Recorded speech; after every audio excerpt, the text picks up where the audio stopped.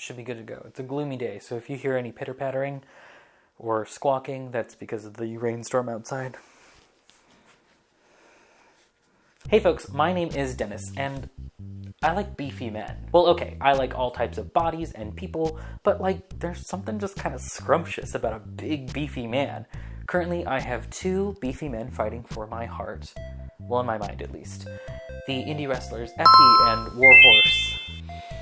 But my fascination with fantastic physiques does not stop at just wrestlers. Oh no, I also have a particular soft spot for today's video subject, Beefcake magazines. I actually have this one right here. I won it from Planet Queer. Shout out to Ian McKinnon and Travis Wood for their queer art review. If you're in the LA area, go ahead and check out Planet Queer on the second Monday of most months at Akbar in Silver Lake. It's a really good queer art review. But Beefcake magazines. What are they? Well, they're a very interesting part of American gay male history, mainly used as a way to skirt around censorship laws and anti-gay laws during the heights of McCarthyism. So before anything, let's define what a beefcake is, and then what a beefcake magazine is. So a beefcake is typically a muscular gentleman who doesn't wear a lot of clothes and just likes to show off his physique. You see why I like these two? It's getting hot in here. Okay, so a Beefcake magazine. A Beefcake magazine was a periodical of sorts. It could either be large print or small print like one of these. Amongst these pages were going to be photos of young men, though sometimes there would be older men. And a majority of these male models in the earlier ones were nude, though they had to cover up in later editions, and we'll get to that in just a sec. So what was the point of these magazines? Well, legally speaking, these were catalogs to hire models. So it's hard to pinpoint when the first Beefcake magazine began, but their origins can be traced back to a gay writer and photographer in Portland, Oregon, Minor White. White was living and working at a YMCA in 1939, where he was teaching a photography class. Some of his first photos are just of scruffy young men done up in costumes to look like laborers. Now, it's not known if White gave these men any direction, but their poses are provocative, to say the least. To your everyday heterosexual, these men are just guys being dudes, standing around on a break, maybe even taking a piss. You gotta pee on company time. But to the keen eye of the homosexual, there's no mistake. These men are posed to look like they're cruising. These photos and several other photos of White's were later added to a published collection. Another similar phenomenon was happening at this time in the late 1930s and early 1940s, one that would also pique the interests in the male form. Comic books. Now, today's video is not going to be about the homoerotic subtext that was dripping in these early comic books. I'll let Glenn Weldon do that. But I will note that in these comic books, there were ads for workout routines by muscle men like Charles Atlas and Jack LaLanne. These ads promised to take you from a 98-pound weakling to a muscle-bound hunk. Writer Richard Landon says that these were the actual male power fantasies and not the fictional men that were on the pages of the comic books. The promise to transform your body and tell you how to dress and how to eat and talk to girls, it's not too different from the alpha male YouTube channels of today. YouTuber Rutgo made an excellent video about channels like this, and if you listen closely, you might notice a familiar voice on part 2 of his series. It's me. I'm on there. If one were to take a look at these fitness ads, in particular the ones of Jack LaLanne, you could kind of see the homoerotic subtext in the photos. They ooze hypermasculinity and are posed almost erotically. Now, there's a reason why Jack LaLanne's photos look erotic. A lot of them were taken by Beefcake magazine photographer Russ Warner, which nicely dovetails into the actual topic of the Beefcake mag. Beefcake magazines were enjoyed by a pretty niche audience, mostly gay men who would spot them on the shelves of newsstands and understand exactly what was going on. And also boys who may have not understood what these feelings were, but had a curious fascination with the bulging bodies of these beefcakes. The 1998 docudrama Beefcake has a few interviews of men who were just boys during the 1940s and 50s, and they talked about how their curiosity was piqued by the images on the pages of Beefcake magazines, and how they either stole them or bought them amongst a pile of other comic books as to not look suspicious. Apparently some women also had a fascination with these magazines as well, though the photographers were indeed shooting these models for a gay male audience. In the 1950s, many of these gay Beefcake photographers were sent cease and desists by the USPS. The USPS had labeled their work in the magazines as indecent. Many of the photographers would watercolor black trunks over the photos in the magazines so consumers could wipe it off later with a damp cloth to show the goods. However, the USPS caught on, and many photographers were jailed for immorality, and obscenity. Now, I've mentioned Russ Warner, but a majority of the material in this video, including the images, are going to be of the work of Bob Mizer, head of AMG, the Athletic Models Guild, and the founder of Physique Pictorial. We're going to focus on his work mainly because he was the most prolific photographer and videographer, though his contemporaries would be very quick to point out that he wasn't particularly good. I myself am a photographer and a videographer, clearly. And yes, Bob Mizer may have had the technical skill and did indeed shoot many photographs and films during his lifetime, but he wasn't very good.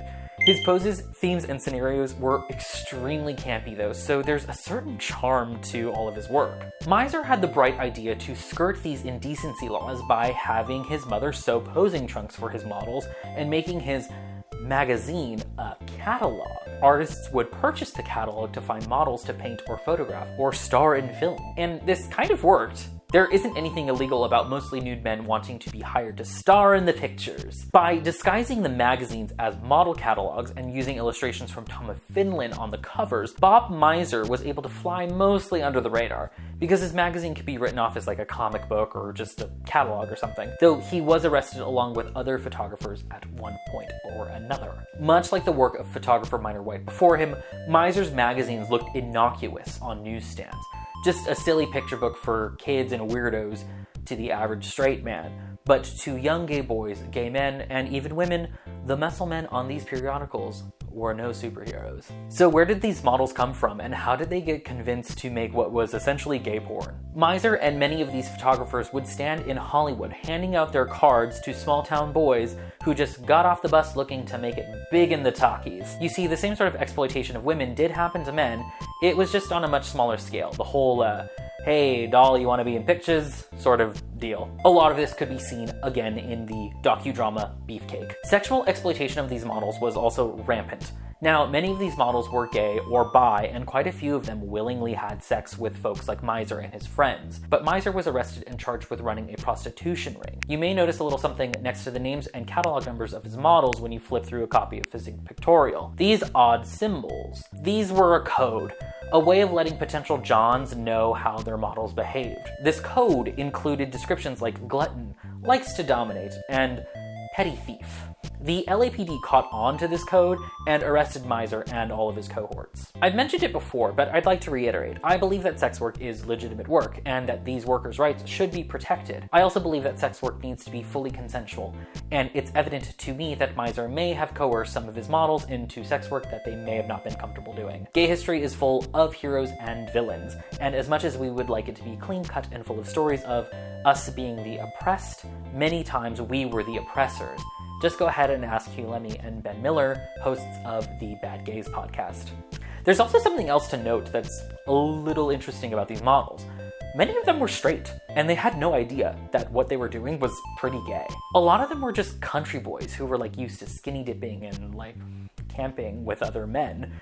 So being nude and showing off was not really considered homoerotic. But take that country attitude and put it smack dab in the middle of a nude photo shoot in Los Angeles, and you got yourself a beautiful himbo ready to model. It's just kind of quaint how they had no idea that what they were doing was seedy and pretty gay. That certainly isn't something that you can get away with now. You would have to be very upfront with your models that they're going to be doing homoerotic work. And actually, a lot of gay porn stars are straight. Unfortunately, all good things must come to an end, and Beefcake magazines are no different. The magazines were popular during the 1930s, 40s, and 50s. However, in 1962, the Supreme Court ruled in favor of Manual Enterprises Incorporated v. Day, ruling that frontal male nudity was not obscene and protected by the First Amendment. This essentially legalized gay porn. The magazines fell out of favor with audiences, and many photographers and models went on to do actual pornography. But not Bob Mizer. Physique Pictorial magazine, his magazine, was one of the last to be published, the final film and magazine being published in 1993, 1 year after his death in 1992. The entire time, Mizer refused to release anything that actually involved sexual contact, giving his work an air of innocence, for lack of a better term. I mean, he actually had nude men now, but they didn't do anything sexual. He even stopped his models from touching each other's genitals during shoots. During this time, though, Beefcake magazines were having a bit of a renaissance. It went along with the gym craze of gay men to combat the stigma of HIV/AIDS and the resurgence of the Castro clone. The legacy of Bob Mizer kind of lives on. The Bob Mizer Foundation is presumably a thing. They are the ones that provided much of the information for the Wikipedia entries on Beefcake magazines, Bob Miser, and AMG, but the website is down. This also means that much of his work is on inactive servers.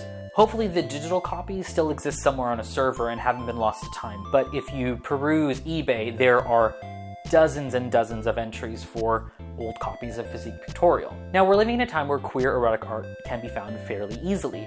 That includes many genders, races, and body shapes. We've come a long way as far as representation goes, but platforms such as Facebook, Instagram, and YouTube routinely censor queer art, even if it's more tame than the straight art of a similar nature. In a way, we're kind of back where we started. But just like those pioneers, we need to keep fighting back. So go be a thought online. Show your beautiful bodies and get paid doing it. Or don't, if you don't want to. It's time to show the world that our queer bodies are not obscene.